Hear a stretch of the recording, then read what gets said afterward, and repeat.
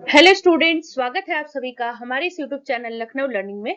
Listeners, मैं हूं श्वेता और आज के इस वीडियो में मैं आपको provisions related to e way bill के बारे में बताने वाली हूं। सो लिसनर्स, ई वे बिल क्या होता है और इसके क्या क्या प्रोविजंस हैं, इनके बारे में आज की इस वीडियो में हम डिटेल में डिस्कशन करेंगे। ये टॉपिक जो है आपका indirect tax law and account से लिया है मैंने।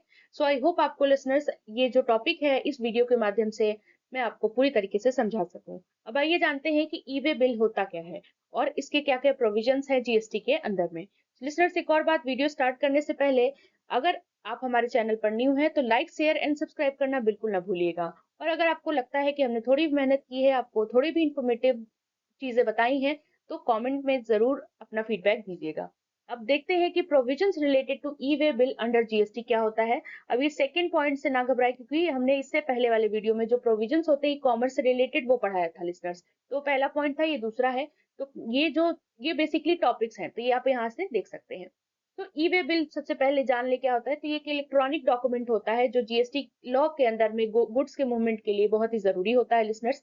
और ये बेसिकली यूज किया जाता है किसी भी जो भी गुड्स इन ट्रांजिट है उसको ट्रैक करने के लिए या टैक्स डिविजन को खत्म करने के लिए।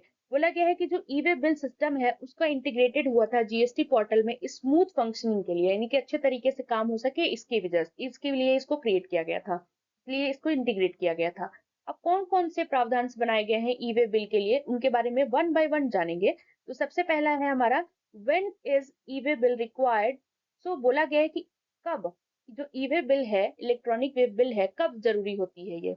तो ई वे बिल तब रिक्वायर होती है लिसनर, जब गुड्स जो है वो मूव कर रहे होते हैं एक जगह से दूसरी जगह, यानी कि इंटर स्टेट का केस हो या इंटर स्टेट का, तब की बात हो रही है, तब ई वे बिल की जरूरत होती है। या फिर जो गुड्स की वैल्यू है वो उसकी जो जो ट्रांसपोर्ट की जा रही है, वो उसकी जो लिमिट है वो एग्रीगेट वैल्यू से ज्यादा हो जाए, एग्रीगेट यानी कि 50,000 रुपए से ज्यादा हो जाए। तीसरा पॉइंट बताया गया कि जो ट्रांसपोर्ट है वो या तो रोडवे से हो रहा है, रेलवे से हो रहा है, एयरवे से हो रहा है, ये देखना हो, या फिर इवन बाई वेसल से हो रहा है, तो हमें इसकी जरूरत पड़ती है। नेक्स्ट हम बात करेंगे कि who generate the e way bill, यानी कि कौन ई वे बिल को जनरेट करता है। लिसनर्स, यहाँ पर आपको हर एक इन्फॉर्मेशन मिल जाएगी। आपको मैं सच बता रही हूँ कि अगर आपने हमारे इस चैनल को फॉलो किया है तो आपको हर एक टॉपिक से रिलेटेड वीडियो मिल जाएगी, और वो भी बहुत ही ईजी वे में, जिसको आपको सिर्फ एक बार पढ़ते ही याद हो जाएगा। तो ये देखिए, who generate the e way bill कौन जनरेट करता है। तो कंसाइनर यानी कि जो सप्लायर होता है, या फिर जो ट्रांसपोर्टर होता है, जो कि क्या करता है, ई वे बिल को जनरेट करता है। दूसरा पॉइंट क्या बताया गया कि अगर गुड्स जो है वो अगर रजिस्टर्ड पर्सन के द्वारा सप्लाई किया जा रहा है, तो जो सप्लायर होगा वो रिस्पॉन्सिबल होगा ई वे बिल को जनरेट करने के लिए। नेक्स्ट बोला गया है कि जो रेसिपिएंट या कंसाइनी होगा वो क्या करेगा, वो भी जनरेट कर सकता है ई वे बिल, मतलब सर्कमस्टांसेस हो जाएंगे ऐसे, तो उस सर्टेन सर्कमस्टांसेस में वो कर सकता है। आई होप लिसनर्स ये दूसरा पॉइंट भी आपको क्लियर हो गया होगा। अब तीसरे की बात करें हम, तो तीसरा आपका आता है कि how to generate the e way bill. अब ई वे बिल जनरेट कैसे करते हैं, अब देखिए ये सारी चीजें सीख लीजिए, क्या इन फ्यूचर अगर आपको काम आए तो ये बहुत ही ज्यादा आपको हेल्प करेगा उसमें। नेक्स्ट, ई वे बिल जो जनरेट होता है लिसनर्स, वो जीएसटी ई वे बिल पोर्टल पे जनरेट होता है, जो कि क्या है, http://eWaybill.gs.government.in पे। नेक्स्ट, जो ट्रांसपोर्टर आईडी होगी या व्हीकल नंबर होगा, वो क्या होगा, वो ई वे बिल पे आपका मेंशन रहेगा, यानी जो भी गुड्स आप ट्रांसपोर्ट कर रहे हैं व्हीकल के थ्रू, तो वो आपको ई वे बिल पर मेंशन रहेगा।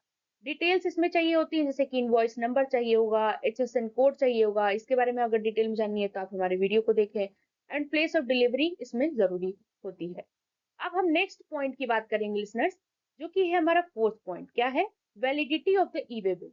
ई वे बिल की वैलिडिटी क्या है, तो जो वैलिडिटी है ई वे बिल की, वो डिपेंड करता है कि जो डिस्टेंस है, on the distance the goods are being transported, यानी कि उस डिस्टेंस पर डिपेंड करता है जहां पर आपको गुड्स क्या करना है, भेजना है। तो अगर ट्रांसपोर्ट 100 किलोमीटर के अंदर में हो रहा हो, ई वे बिल जो वैलिड होगा एक दिन के लिए होगा।